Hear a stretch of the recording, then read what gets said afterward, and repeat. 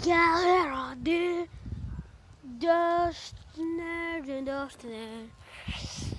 Ok, estamos fazendo vídeo de mais um tutorial. Então, olha aqui pra direita, aqui pra esquerda. Bom, vamos lá. Essa aqui. Bom, vou ensinar como instalar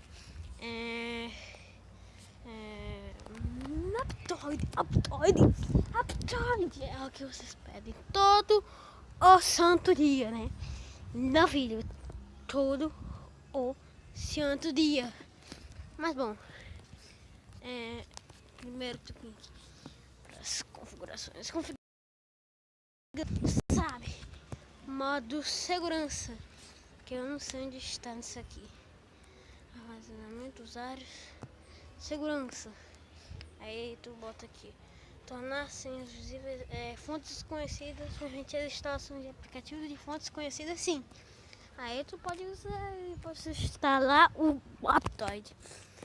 Mas é só isso que fazer, não. Aí tu vai na internet, né, que é o Google.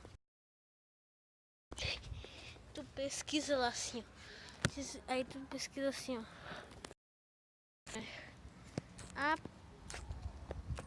Aptoide.com.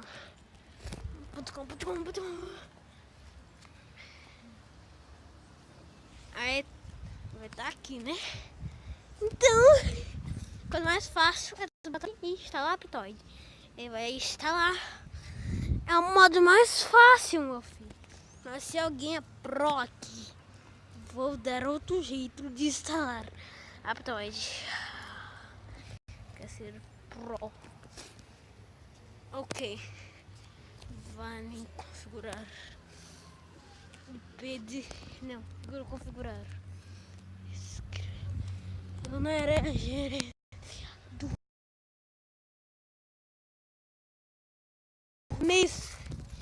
E tu bota aí Aptoide. E tu vai ter que instalar. Ou ninguém instala, meu filho. Só tem duas maneiras. Porque não é aqui, tu vai no Play Store por causa pra cá. Porque não existe Aptoide aqui no Play Store, quer ver, ó? Aptoide. Vai aparecer aí. Não vai aparecer Aptoide. Só aparece em lugares invadáveis. Tá chovendo aqui, pessoal, vocês devem ver alguma coisa. Mas não vai ter, então por isso que vocês têm que fazer isso. Mas bom, pessoal, esse é o vídeo. Espero que tenham gostado.